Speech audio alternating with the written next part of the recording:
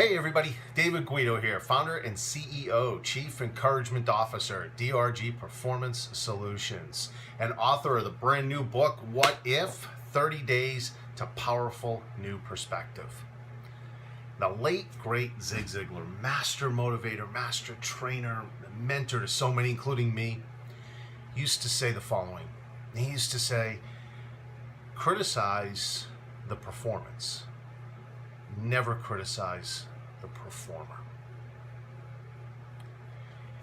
Have you ever found yourself talking with somebody, an employee, a spouse, a significant other, a partner, a family member, a child, and saying, you're a bad person because you did this bad thing?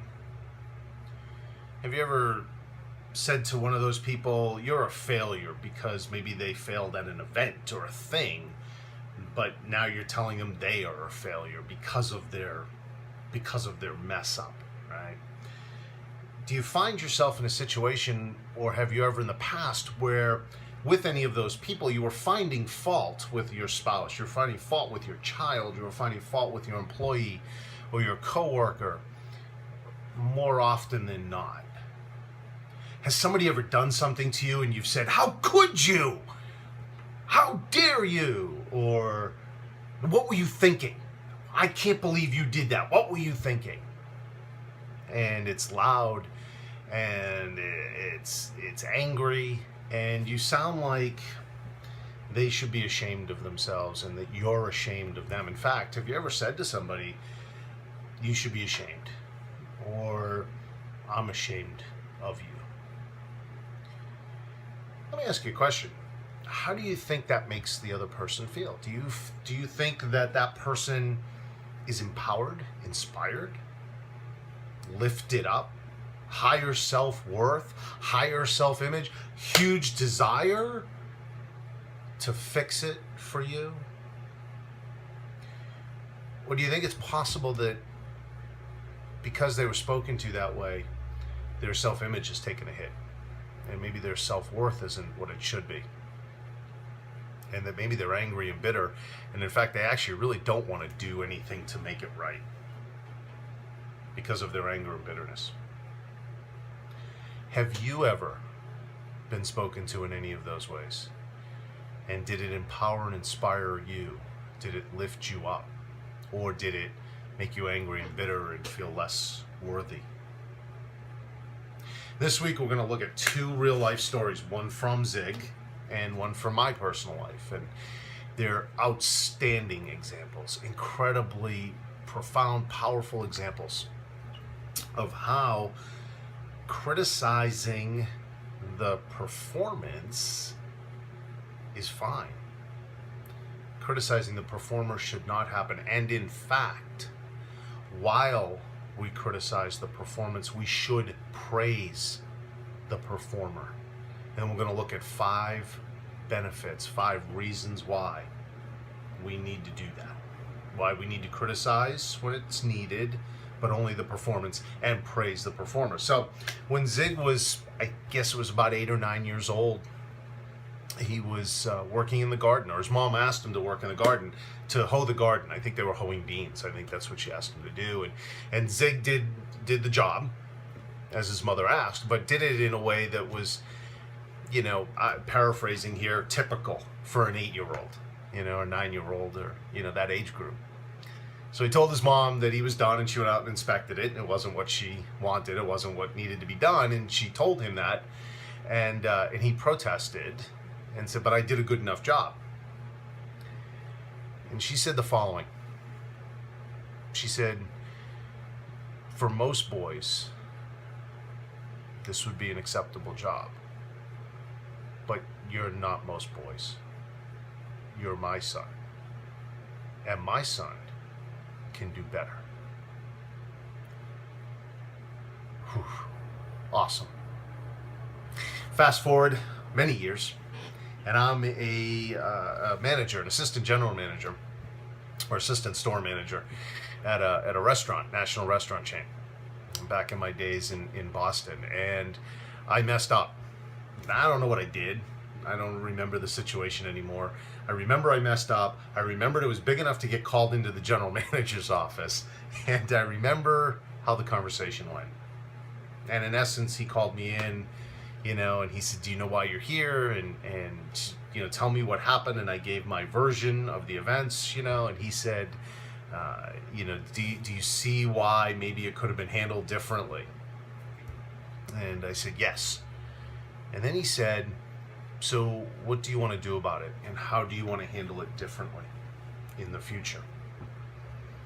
And I said, I gave him my answer, my response, my thoughts, the way that going forward I would handle that situation differently. And he said, that sounds great, because I know that you're capable of doing it, and I know you're going to do it, and I know you're going to do a great job at it. See, in both of those stories, the performance needed to be criticized. Zig needed to be criticized for the way that he hoed the garden, and whatever it was that I had messed up on, the general manager needed to call me in and tell me that I had messed up.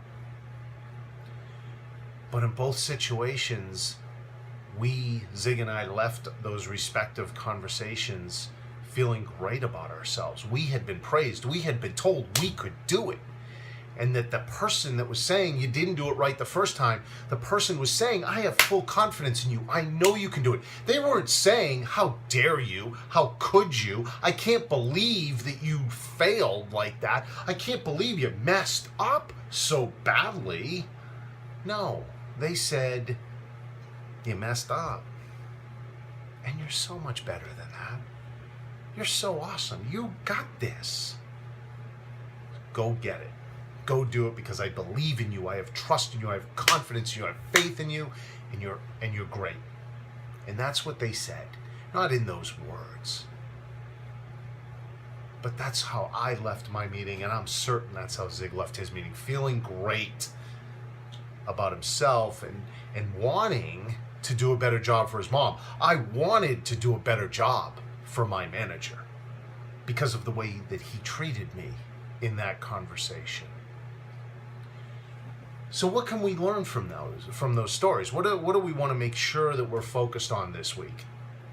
And that is 5 specific things. There's 5 things that we want to take from those 2 stories. And then going forward, when we're talking with a spouse, with a child, with an employee, with a coworker, with a family member, we want to be cognizant of these things. And the first thing is that language in every situation, language can tear somebody down, or it can lift somebody up. Those stories that I told at the beginning about how could you and what were you thinking and I'm ashamed of you, that's not language that will ever lift somebody up. Never will. It will always tear them down. The language that Zig's mom used, the language that my manager used, lifted me up. It lifted Zig up. And at every moment when you're talking with somebody and they need to be corrected or their performance needs to be corrected, you have the power to tear them down or to lift them up. And what are you going to do? The second thing is that failure is an event. It's not a person. Famous Zig quote. One of my favorite quotes, actually, from Zig. Failure is not a person. Failure is an event, not a person. And it's so true. Again, in those examples I gave at the beginning, how could you, how dare you, I'm ashamed of you, you are so bad, we are assigning failure to that person. Whereas the way that Zig's mom talked to Zig and the way that my manager talked to me, it was perfectly clear to us that they did not consider us to be a failure. They considered our performance to be subpar and perhaps even a failing performance, but not us. The third thing that we want to take from that is that if we want to ensure better performance in the future, we praise the performer in the present. So, in those examples that I gave at the beginning, And I asked you that question. Have you ever been spoken to in that kind of derogatory way before? Have you ever been yelled at? Have you ever been made to feel like a failure? We all have.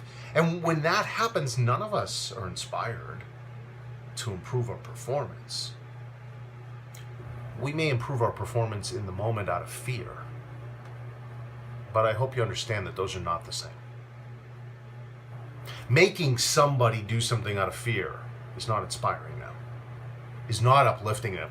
And in fact, that even makes their self-worth and their self-image worse. And I don't think we want to do that to anybody else, do we?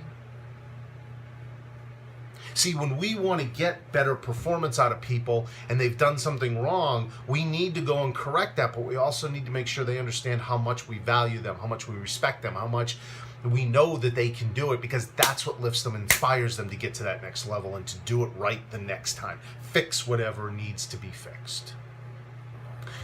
The fourth is that the strongest relationships we will ever have are built from respect. They're not built from manipulation. See, when you say to somebody, I'm ashamed of you, you should be ashamed of yourself. When you say to somebody, how dare you? What were you thinking? How could you? When you do that, that's manipulation. That leads in 100% of all cases to weak relationships. Spouse, children, family members, friends, co-workers, employees. You do not have a strong relationship when there's manipulation like that going on. Meanwhile, respect, which is what Zig's mom showed Zig. My general manager showed me respect. You messed up. Let's fix it. And I know you got this. That's where the strongest relationships come from. And think about this. Zig told that story with love about his mom for 60 years, more maybe, 70 years maybe. That incident with my general manager happened over 25 years ago, and it's still right here, front of mind, and I still respect him, and I still honor him, and I still consider him one of the best bosses I've ever had. That's a strong foundation for a relationship. Whereas yelling at somebody, belittling them, derogatorily speaking to them. Is derogatorily a word? I don't even know. But anyway, that's manipulation. That's a weak relationship. And the last thing is that what we learn from these stories and that we want to take forward is that even in the times of error, we can empower. By the time Zig got done talking to his mom, he was empowered to hoe those beans, hoe that garden the right way. By the time I got done talking with my general manager, I was empowered to go out there and do it right the next time. Not because of fear, but because of respect. In those first examples I gave, when you say to somebody, how could you, how dare you, I'm ashamed of you, you're a bad person, what a failure you are not empowering them under any circumstances. So the next time that we're confronted with a situation where we need to correct, again, a spouse, a significant other, a partner, a child, an employee, family member, whatever it might be, before you speak, stop and take a deep breath, collect yourself, and think about these 5 things. And think about that the language you're about to use can either tear that person down or it can lift them to new heights in every situation. That's the first thing. The second thing is to remember that failure is never a person.